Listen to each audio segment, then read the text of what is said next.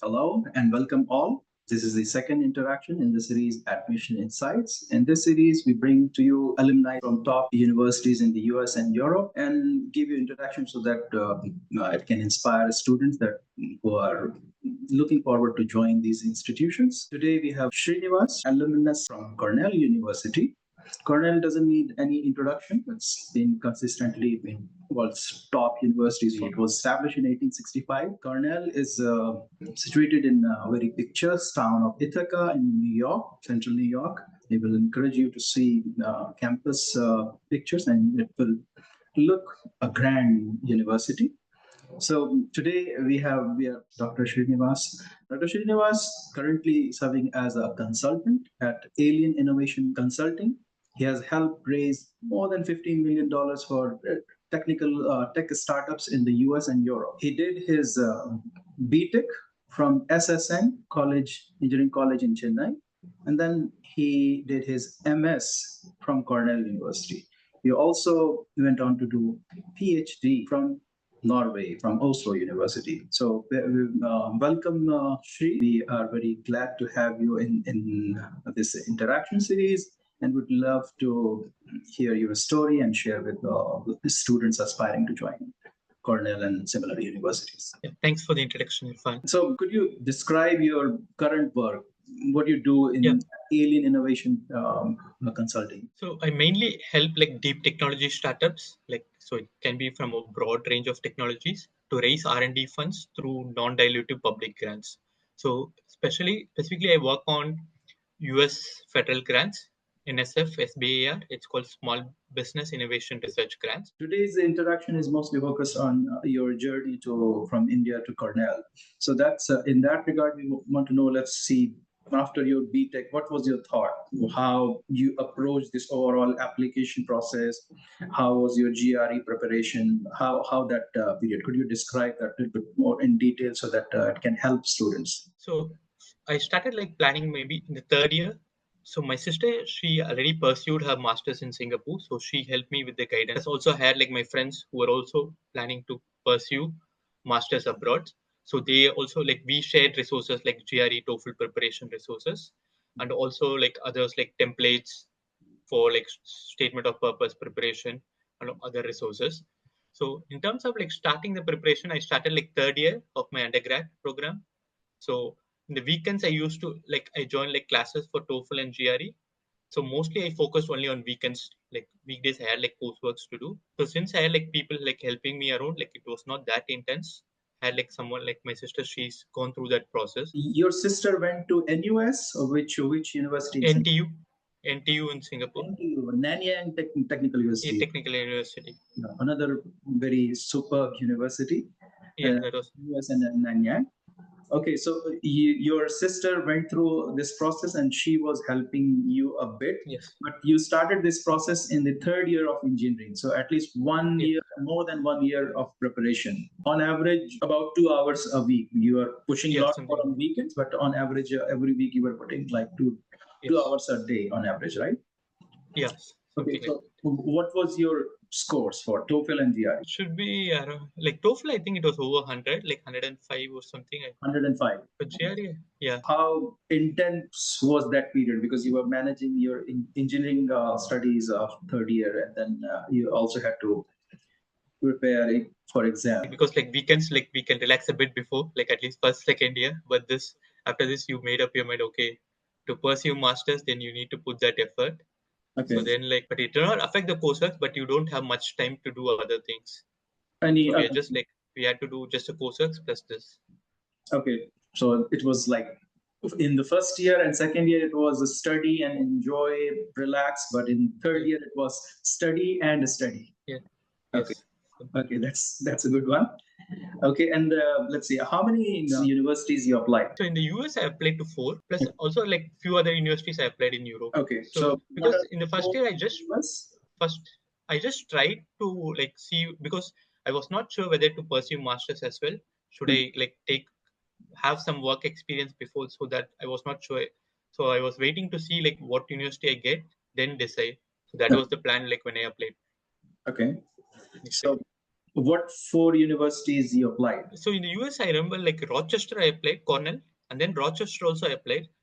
Because my focus was on like optics engineering, like because Rochester had a good optics program. I didn't get into, but that had like I think one other was Lehigh, so that also had a good optics program. I got like acceptance from University of Manchester and like University of Twente in Netherlands. Twente in the Netherlands and Then Manchester. Okay, so these are Manchester in the good UK. universities, good Yeah. universities. So how about Rochester and Lehigh? So Rochester, I didn't get acceptance So you for applied to that. Like I the department or the optics program? Applied optics, to both optics. optics. Yeah, applied to So optics. not many universities had like a specialized optics Yes, yes, program. Only few had. Rochester had like one. yes. Even So Lehigh, I think. yes, yes. Yeah, Rochester optics is number one. So what was your strategy when you were deciding universities? So also, as I mentioned, like so work experience. So should I have, because I had like few when I applied, I didn't know, but at the time of decision, I had like few offers from campus placement as well. So should I like stay back here, like Okay. have like couple of years of work experience and then pursue masters? Maybe having Cornell, like so then okay, I decided okay, maybe this would be good to Okay. So move on, like okay, pursue Cornell master was on because from your side. Cornell was an ambitious university, yes, and I then thought like yes. all the plans. Okay, now leave everything. That I want to ask one more question. Why not Nanyang? Your sister was already there, and it's a great school. Why not NUS and Nanyang in Singapore? So I did not apply to actually Singapore. Maybe because this I tried like few schools in the US and Europe. Maybe I thought like these schools were better than like Singapore. Maybe if 2 years, maybe I would have applied to Singapore as well. Because my sister also like she sort of felt like maybe US would be even better. It was not. Nanyang's a good school, but in terms of like Singapore, it was a comparison more like a Singapore and US. Like you'd have like a lot more opportunities in the US and compared to Singapore. So So that was the initial idea.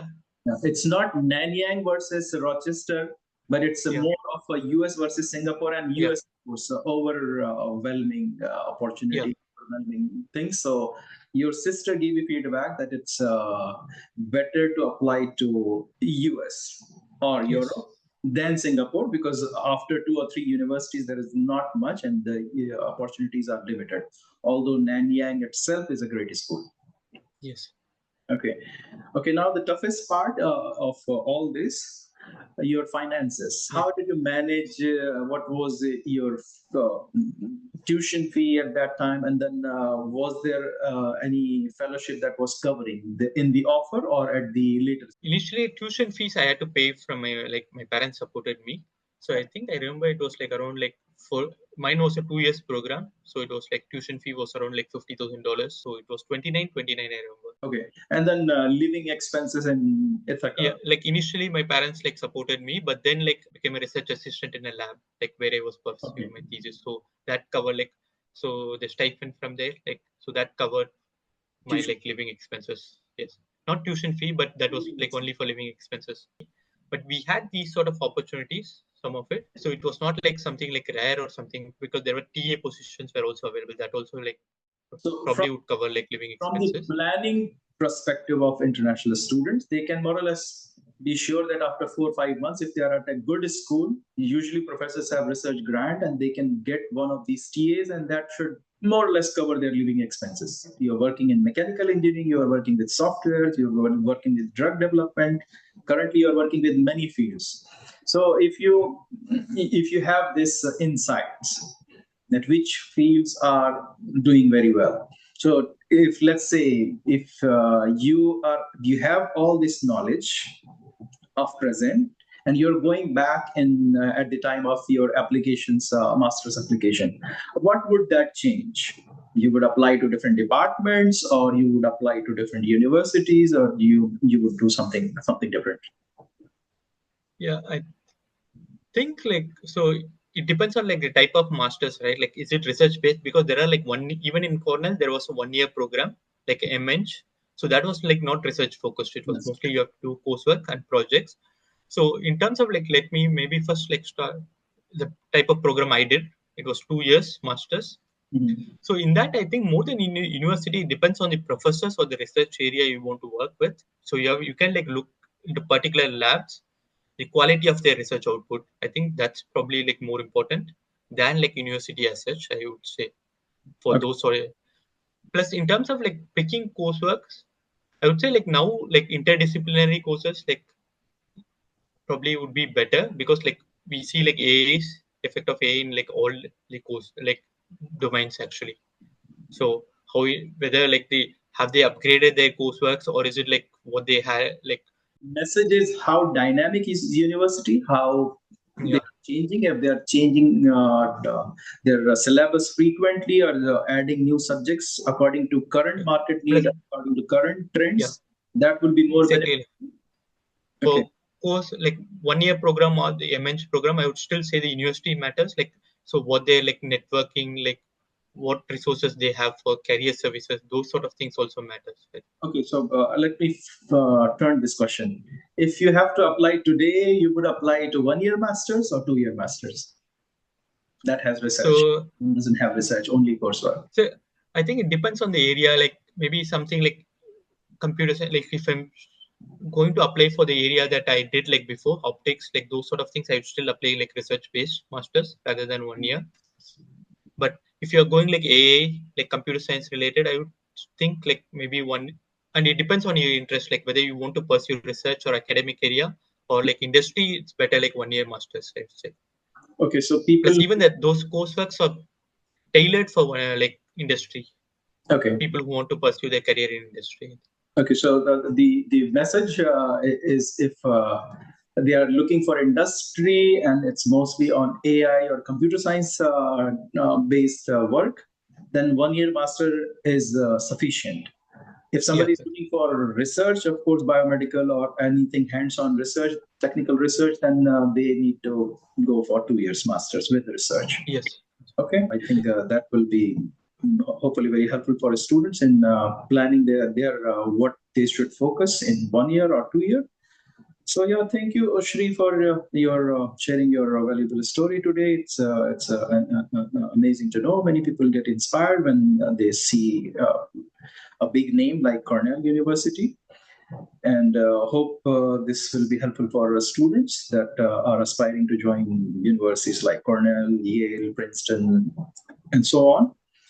And at Castle GSC, this is our mission to help students and make sure they have all the resources that they need in order to succeed and get to the top universities in the US and Europe.